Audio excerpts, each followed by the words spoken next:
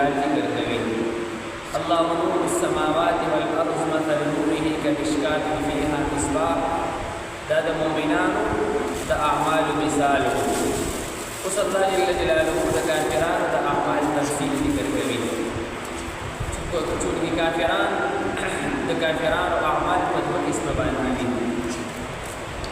یو قسم د کافرانو اعمال هغه دي چې په ظاهر کې هغه فائدې والا ښکاري، په ظاهر کې فائدې والا ښکاري، ولیکن په حقیقت کې هغه کفر او شرک ته هېڅ فایده یې نشته دی. او د کافرانو دویم نمبر اعمال هغه په ظاهر کې هم کفر او شرک دی او په حقیقت کې هم کفر او شرک دی. د کافرانو هغه اعمال چې په ظاهر باندې هغه چې دی نو کفر نه ښکاري، یعنې مفید او فایدهمند ښکاري په ظاهر باندې، هغه څه دي؟ لکه کافران د چا سره صله رحمي کوي، او دارنګې په حاجیانو باندې وبس کوي، او دارنګې غلامان ول الله ورکړي هغه ازادۍ فی سبیل الله. نو دا اوس یو ښه کار دی، دا اوس یو ښه کار دی، خو لیکن چونکې په دې کې ایمان نشته دی، دا کافران دي، نو لهذا دوی ته د دوی دا نیک اعمال څه فایده هغه چې دوی نه ورکوي، دا په حقیقت کې کفر او شرک دی. ځکه چې ایمان نه راوړي دا اعمال دا د دوی چې دی نو هېڅ فایده او غیرت نشته دی. څنګه چې کافرانو اعمال په دوه قسمه باندې نو داسې الله جل جلاله سرورهم ذکر کوي. الله فرمایي والذین کفروا اعمالهم کسراب. د کافرانو د اعمالو مثال داسې دی لکه یو سړی په یو صحرا کې دی او ډېره زیاته تنده ورته لګېدلې نه او د لرې نه دلته سراب په نظر باندې راغی. سراب دې ته ویل کېږي چې د شګې یو ډېرې دی او یا چې دی نو کاڼي دي، خو لیکن د لور د پړکوالي د وجې نه هغه چې دی نو داسې ښکاري لکه اوبه. که تاسو خیال کړی وي عام طور سړی په سړک باندې روان وي نو داسې لکه فاصله کې چې مخامخ ګوري ته وایي که د سړک د پاسه اوبه روانې دي، دې ته ویل کېږي سراب. دا هغه رقیق بخارات دي، ښکاري داسې چې لکه اوبه، خو لیکن په حقیقت کې هېڅ هم نشته هلته. نو الله فرمایي چې یو سړی په صحرا کې راګیر دی او ډېره تنده ورته لګېدلې ده او ده د لرې نه په نظر باندې سراب راغی، نه سراب یې ولیدو، یعنې کاڼي یې ولیدل، شګې یې ولیده او ده بې ګمان د اوبو دې په منډه باندې راغی او ځان یې ستړی کړو چې هلته راورسېدو، هېڅ هم نه و هلته. نو الله فرمایي د کافرانو د اعمالو مثال هم داسې دی چې دا کافران په دنیا کې خیر ښېګړه چا سره کوي یا غلامان ازادۍ، خو لیکن دی چې دی نو قیامت کې به دوی ته د خپلو اعمالو بدله هېڅ هم نه میلاوېږي. الله جل جلاله سره د دوی هېڅ قسمه قسم چې دی نشته دی. دې نمبر د کافرانو د اعمالو مثال چې په ظاهره باندې هم کفر دی، فایده پکې نشته، او په حقیقت کې خود کفر او شرک دی، فایده پکې نشته دی. د هغې مثال دا دی، الله فرمایي یو سړی دی هغه د سمندر په چپو کې راګیر دی، د یو په ده باندې تیاره راغلې ده د اوبو، دې اوبو کې دلته ډوب دی. دویم نمبر تیاره په ده باندې راغلې ده د سیند او د دریاب د چپو، او دریم نمبر تیاره په ده باندې راغلې ده د وریځو،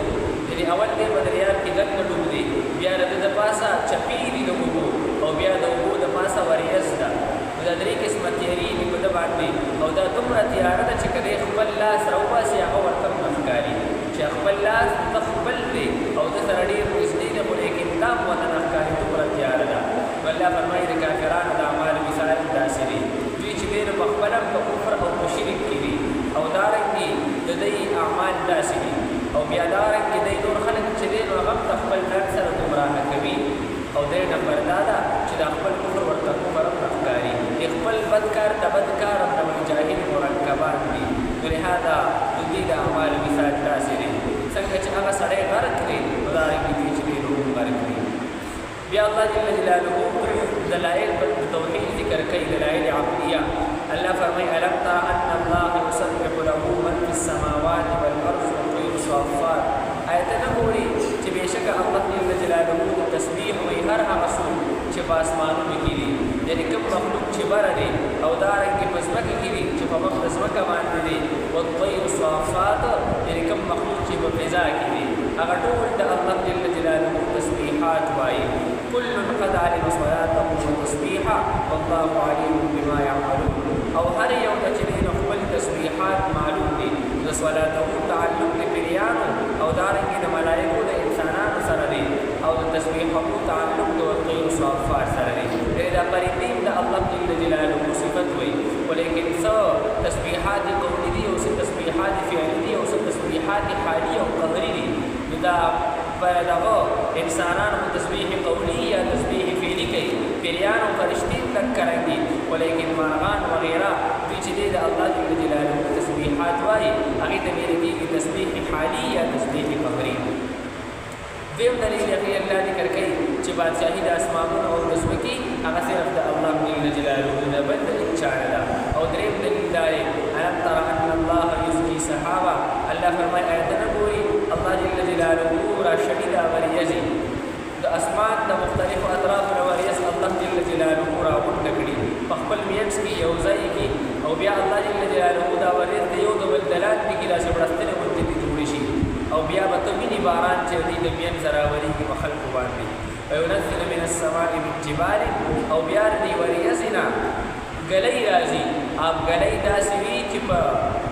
دا وریځې دومره غټې دي فقط دومره غټې دي په غټوالي کې په شان دي د ګورونو دي دا وریځې او دین الله جل جلاله چې دې په خلق باندې خمسدار غلې او خپل باران هغه چې دې راوري او کم چې الله وړ باران په وریځ بوزي په خلق باران وري کم چې نه وړي هغه باران نه وري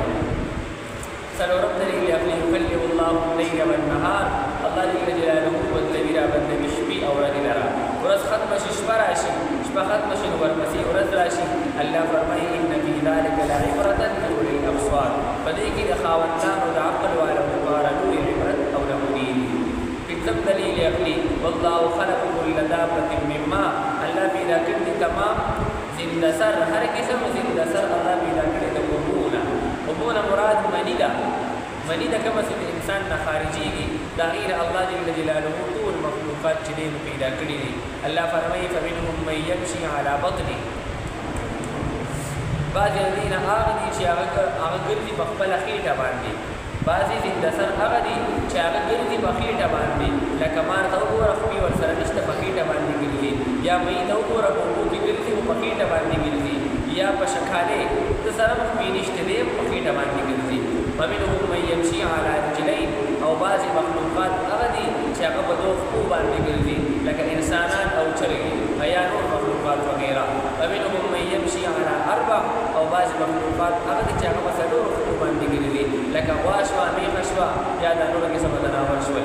يخلق الله ما يشاء الله پیدا کوي هغه چې په خیشي نو بده کې هغه زناور ته اشاره ده چې د څلور نسیواخ بیوی لکه جولاګي عنکبوت هغه